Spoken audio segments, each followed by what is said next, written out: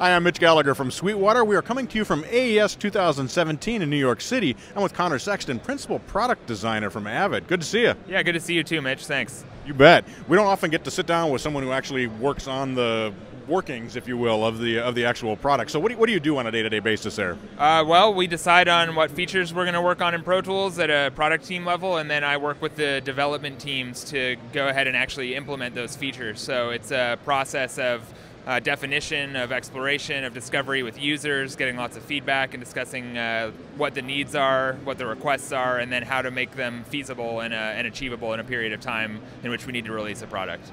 Right, right. And the exciting news, of course, here at AES is Pro Tools 12.8.2, and this is more than just a point bug fix update. There's a lot of new features in this release. Yeah, that's right. It's a feature release and a bug fix release. 12.8.2 has a kind of a spectrum of things that include Midi enhancements, Atmos workflow enhancements, some improvements for Pro Tools First, and some general workflow experience enhancements that are around just saving time, like batch renaming of tracks and clips, something that takes a great deal of time if you're working on deliverables or just needing to go in and modify something that now it just is a matter of seconds, and finding and replacing text and things like that. Really, one of the emphasis in this release is Midi enhancements, and we wanted to start with a set of improvements that really go into the nuts and bolts of just working with Midi in Pro Tools. So we're laying the groundwork for some further enhancements in the future, but this is really about consistently editing Midi, working with the tools just like you would with audio as it relates to grid mode, as it relates to tabbing to transient.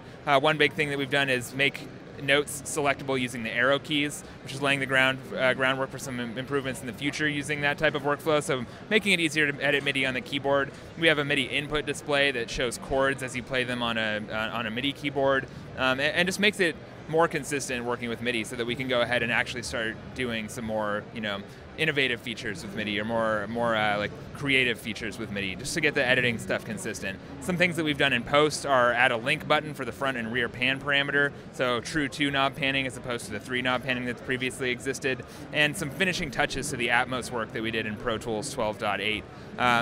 There's also a change to the way that you scroll to track. So this goes along with these like small things that kind of add up to a bunch of time, that you can now, instead of scrolling to track by number, you can scroll to track by name. So you open the dialog and start typing, and it auto-completes the names of the tracks that you start typing, so that you can very easily move throughout a really large session. And then a huge thing that we've done is add support for Ambisonics. We have 3 new track and bus types in Pro Tools: first order, second order, and third order, which is 4 channels, 9 channels, and 16 channels. So you can create these tracks and buses now, or upmix to them using plugins. So the whole goal here is to enable the AAX plugin ecosystem with all of our third-party developers, who many of which already have tools that may work in other DAWs, to come back into Pro Tools and really bring the virtual reality audio workflows back into Pro Tools and get that recaptured in Pro Tools as well. Nice. So whether you're a music creator, whether you're working in post, whether you're just looking to enhance your experience with Pro Tools 12.8.2, really adds a lot of new features. That's right. There's a little bit of something for anyone that's using Pro Tools in this release right now, and hundreds of bug fixes. So we always go deep on that, especially more so lately, to try and really improve the stability of Pro Tools, as we often hear.